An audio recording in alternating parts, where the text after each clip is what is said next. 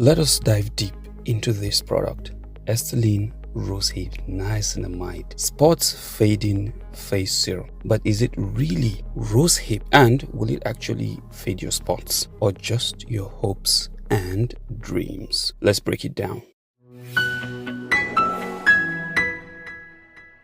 So first things first, Estelin is actually a product line from the super budget friendly Dr. Rachel brand.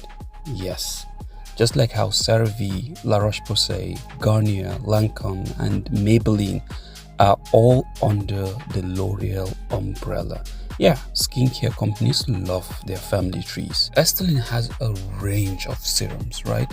Including niacinamide, rice collagen, salicylic acid, vitamin C, retinol, and hyaluronic acid, which is great because I believe one of their main goals is to be able to make skincare available and affordable for people who maybe cannot afford maybe other luxury brands or other maybe bigger brands, right? So I think it's great. This serum comes in a 30 ml bottle. Texture wise, it's not your runny lightweight serum. Unlike other serums, this is more of a rich milky consistency, almost like a lighter cream serum hybrid. And because of that texture, at least for me, it finished really fast.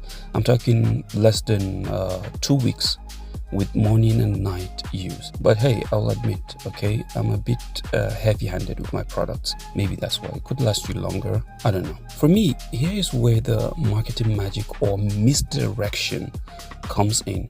The name says Rosehip Niacinamide Serum, right? But guess what? There is no actual rosehip oil in here.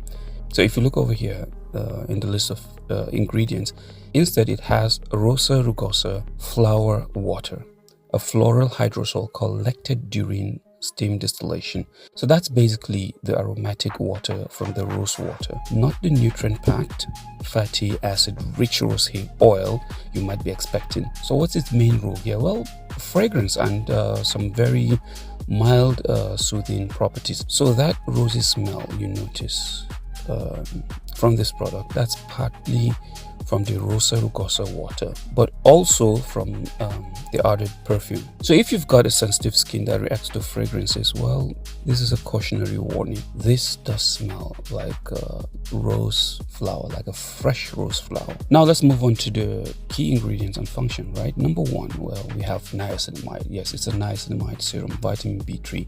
That is the true star ingredient in this product. It is a cell communicating ingredient, meaning it can tell your skin cells to react healthier, right? So the benefits, well, it reduces hyperpigmentation by slowing pigment transfer. It minimizes pores by balancing oil and improving skin elasticity. But salicylic acid does a better job at minimizing pores and balancing oil. Well, it depends on the percentage anyway. So moving on, it strengthens the skin barrier for better hydration and protection. It calms redness with anti-inflammatory properties. But here's the catch, right? This product doesn't tell us the percentage of niacinamide, unlike brands like Tiam, The Ordinary or Anwa, which clearly state their 10% niacinamide levels. Estelin keeps it vague. This probably explains why it is so budget friendly. Lower concentration means gentler result, but also slower results. So you don't expect this to work as fast as Tiam, The Ordinary or Anwa or any other niacinamide serum with at least 5 to 10%. Number two, we have, we're still talking about the ingredients here, by the way, Rosa Rugosa flower water, right? It is mildly soothing, mostly for the floral scent, not the rose hip you can see stated on the product. So number three, we have sodium hyaluronate. By the way, I'm not going to talk about all the ingredients on this product. We're just highlighting the key ones. So sodium hyaluronate, it hydrates and plumps the skin, smaller molecule than hyaluronic acid, so it penetrates better. Number four, we have glycerin, a classic humectant that attracts water to keep the skin soft. Five, dimethicone, a silicone that smooths skin texture and locks in moisture, right? With all that said, now let's talk about the performance and my personal experience with this product. Yes, so from my personal experience, right, I saw a notable difference in my skin tone, but it wasn't dramatic. Honestly, I think you need at least 2 bottles for more visible, lasting results, especially if you're tackling stubborn hyperpigmentation.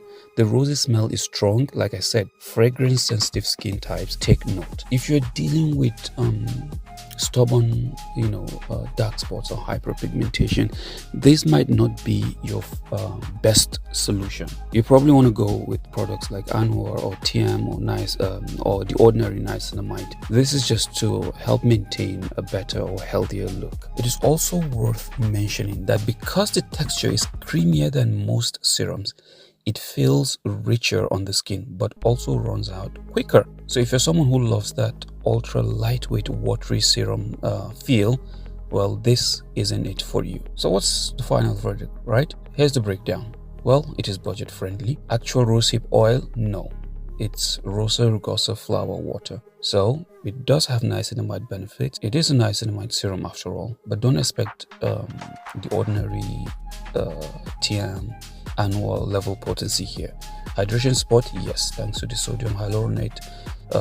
Did I pronounce that right? Yeah, sodium hyaluronate.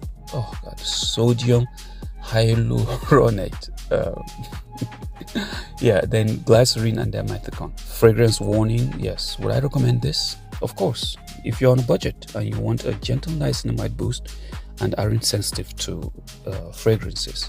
But if you're chasing fast, high-powered spot-fading serums, you might want to save up for something with a declared niacinamide percentage and skip the floral, marketing flop. So, with all that being said, that is all I have for you today. So, if you've tried it, drop your experience in the comments. If you did notice a change, or was it just a rosy smelling moisturizer for you? Don't forget to hit the like, subscribe, blah blah blah, you know the drill. Until I see you next time, stay glowing.